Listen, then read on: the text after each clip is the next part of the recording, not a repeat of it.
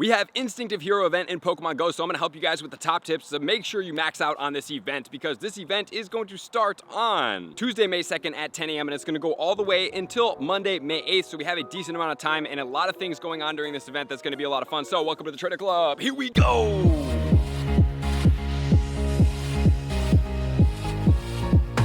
This event is going to bring about field research. We're going to have bonuses that are going to be really cool, which is going to be 2 times XP for hatching eggs, 2 times Stardust for hatching eggs, which obviously if you guys do follow my videos, we're going to talk about that. And then also we're going to get increased shiny chances coming from 2, 5, and 10 kilometer eggs. So let's not waste any more time. Let's get into my top tips, starting off with tip number 1.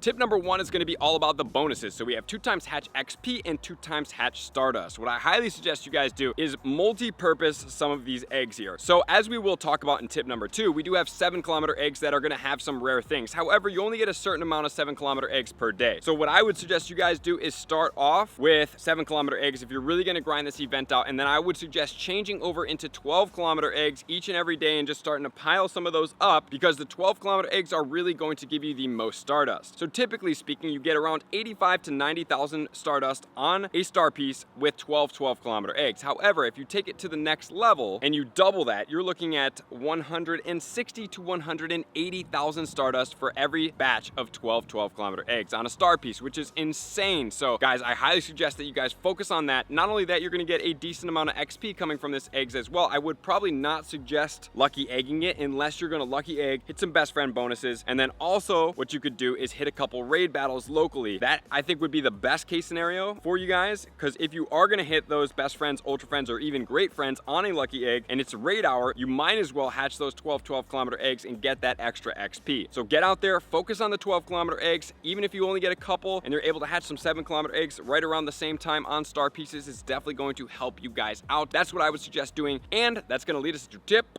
number 2.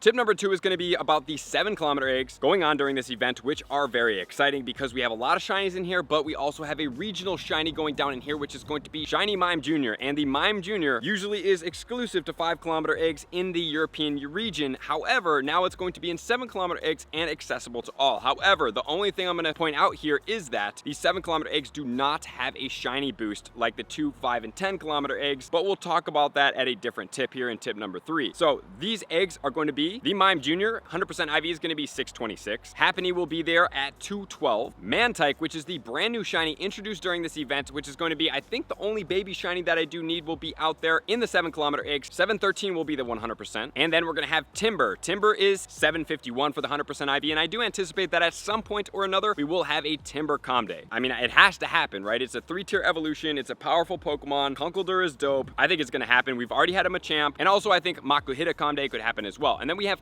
Blast, 100% IV is 675. And then we're going to have the shiny Axew 100% IV with 782, followed by the Shelmet at 476. And finally, we're going to have Gumi at 557. So as far as these Pokemon, what's going to be relevant here? So Conkeldurr is going to be a meta raid attacker, which is going to be powerful, and it's also going to be ranked 90 in the Master League. The Escavalier coming from Blast will be 69 in the Ultra League, but you're going to have a different stat differential than you can hatch from eggs. And then 86 in the Master League. We're going to have Haxorus best ranked at 93 in the Master League. We will have Goodra best ranked in the Master League as well at 77. And then in the Great League, we have Mantine ranked 20 and then 41 in the Ultra League. However, in the Ultra League, you can hatch the 100% IV and max it out all the way to level 51. It will sit below 2,500, which is definitely effective. So those are going to be everything to do with 7 kilometer eggs. I will be testing these 7 kilometer eggs to see how these shinies are going to come about. So do stay tuned to a video of that very soon. So with that said, let's get on to tip number 3.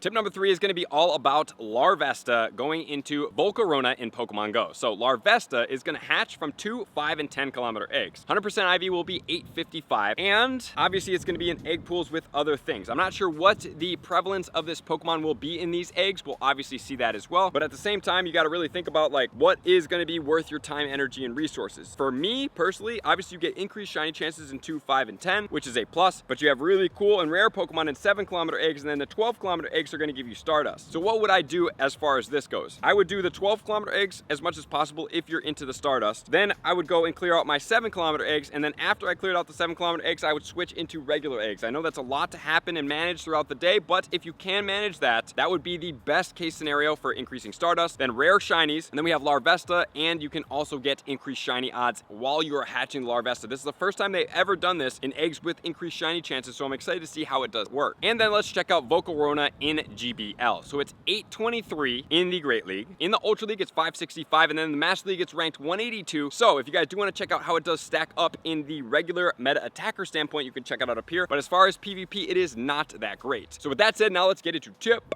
number 4.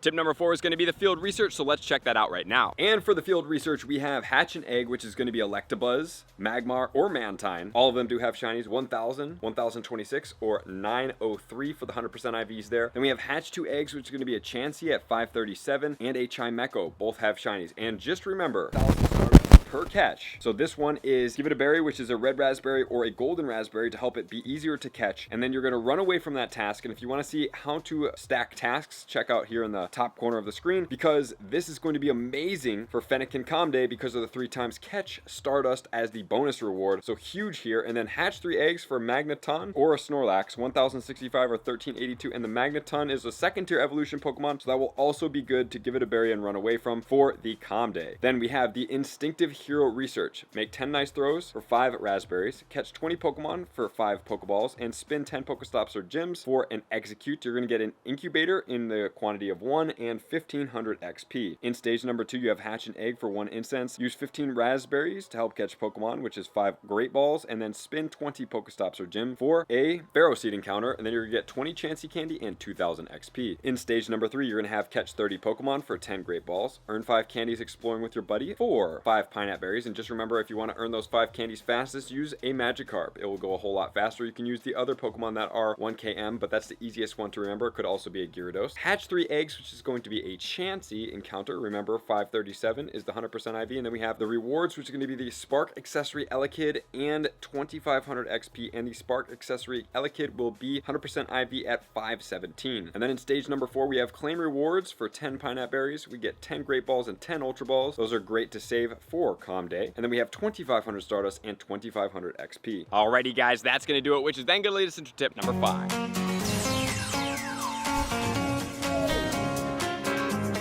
Tip number 5 is going to be everything that's going on in 2, 5, and 10 kilometer eggs. So obviously you cannot control this, but let's check this out together. So we have Fomantis, Yungoos, Magikarp, Igglybuff, Trapinch, Pick-a-Peck, Pichu, Wimpod, Bellsprout, and Cottony. So obviously you can't really go after which ones you're going to see, but as far as the hatch percentage, the highest hatch percentage is going to be in the top left, coming down to the bottom right. So Fomantis is one of the higher hatch percentages, along with Yungoos, which does have a shiny, Magikarp shiny. Then we have Igglybuff with the shiny, we have Trapinch with the shiny, Pick-a-Peck does not, and then we're going to go down from there. So that's what's in the 2 kilometer eggs. As far as the 5 kilometer eggs, we do have the highest hatch rate of Tyrogue, which is probably pretty good for us because shiny Tyrogue is relatively rare. You can only hatch that Pokemon. Then next we're going to have Machop. Then we're going to have Marini, Chingling, Rowlet. Unfortunately, those 3 do not have shinies. Gligar is going to have a shiny. Bonsly will have a shiny. Litten, no shiny, and Popplio, no shiny as well. And then in 10 kilometer eggs, we do have Togedemaru. We do have Arkin, which is going to have a shiny. Rockruff and Tortuga with shinies. Tyrunt does not have a shiny, but a cool Pokemon at that. Axew has shiny. Amora, no shiny. Gumi, no shiny. Jangamao, no shiny. And then finally, the rarest of them all, 2% of all 10 kilometer eggs is going to be Riolu, and it does have a shiny. And while I did go over that, if you do want any of those 100% IVs, you can definitely check back and pause it. That is going to be from the Sylph Road. I really appreciate them for putting all that information and pooling it together. So honestly speaking, as far as these eggs go, like I said, I would tier up on the 12 kilometer eggs first because they're most functional. And secondly, then after I hatch my 12 kilometer eggs, I would go into the 7 kilometer eggs. And what you could do, the best case scenario would be starting off the event with 12 kilometer eggs, hatching all of them. Then obviously you're probably not going to get all 12 kilometer eggs for the next day. So then you go right into 7-kilometer eggs, hatch as many of those as possible, which is kind of a bummer that we are not going to be getting any type of decreased distance for egg hatching. Then at the end of that day, while you are working up, you can hatch all those eggs, battle a couple leaders, and then the second day, blow through all of your 7-kilometer eggs in the morning, and then start hatching regular eggs and working on the 12-kilometer eggs at the same time. And then that's how I would do it. So starting off the day, so then on day 3, hopefully you would have pretty close to all 12-kilometer eggs. Then you would hatch those 7-kilometer eggs the next day, and then go towards the 12-kilometer eggs while you're stacking up, because 12-kilometer eggs, obviously you have to fight the rocket grunts to lead you into the rocket leaders to get those eggs. And then if you're not going to pay for it, obviously it's going to take you a little bit of time. But those are going to be all my tips. I hope you guys enjoy this event. It sounds like a pretty cool event. We'll see if it in practice is going to be that. So thank you guys for being here as always. To all of my likers, commenters, subscribers, Patreon members, everybody takes your support, subscription, and participation to next level. I'm going to see you guys out on the next video. Peace.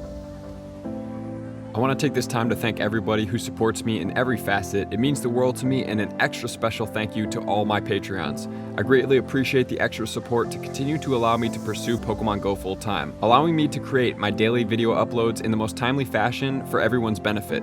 Plus, I get the amazing experience of sharing my creative processes behind the scenes and raiding all around the globe with select upper tiers. Thank you everybody for being a part of the Trainer Club. You all mean the absolute world to me, and I will see you guys out on the next video.